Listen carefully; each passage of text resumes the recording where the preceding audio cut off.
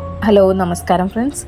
നമ്മൾ ഇന്ന് നോക്കുന്നത് അഗ്നി ഊതി വളർത്തുകയോ ഊതി കെടുത്തുകയോ ചെയ്യരുത് എന്ന് പറയുന്നുണ്ട്. അത് എന്തുകൊണ്ടെന്നുള്ളതിനെ കുറിച്ചാണ്. തീ കണ്ടുപിടിച്ചില്ലായിരുന്നുവെങ്കിൽ മനുഷ്യ ചരിത്രം മറ്റൊന്നാകുമായിരുന്നുവെന്ന യാഥാർത്ഥ്യത്തെപ്പറ്റി അത്രയ്ക്കാരും ബോധവാന്മാരല്ല. ദൈവസാന്നിധ്യം നിറഞ്ഞ ഭൂമിയിലെ ഒരു അത്ഭുത സൃഷ്ടിയായിട്ടാണ് യവന പുരാണം പോലും അഗ്നിയെ വിശേഷിപ്പിക്കുന്നത്. അത് സൃഷ്ടിയും സംഹാരവുമാകുന്നു. തീയിൽ വെന്ത ഭക്ഷണത്തിന്റെ സ്വാദറിഞ്ഞ മനുഷ്യന് ഇന്ന് ഭക്ഷണം എന്നാൽ വേവിച്ചെടുത്ത ഭക്ഷണമാണ്. ഭക്ഷണം പാകപ്പെടുത്താനായി മനുഷ്യൻ സ്വന്തം വീടിനുള്ളിൽ അഗ്നി സൂക്ഷിക്കുവാൻ അടുപ്പുകൾ നിർമ്മിക്കുകയായിരുന്നു.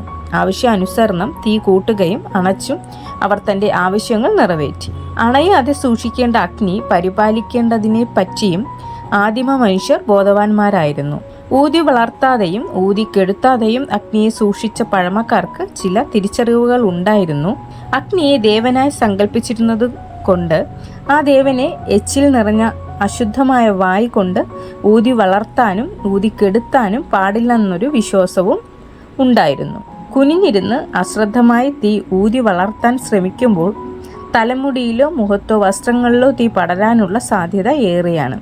ഇതേ ദുരന്തം തന്നെ തീ ഊതി കെടുത്താൻ ശ്രമിച്ചാലും ഉണ്ടാകും. ഉപദേശ രൂപേണ ഈ ചൊല്ല് ആവർത്തിക്കുക വഴി ഒരു ദുരന്തത്തിൽ നിന്നും തലമുറയെ രക്ഷിക്കുകയാണ് പഴമക്കാർ ചെയ്തിരുന്നത്. താങ്ക്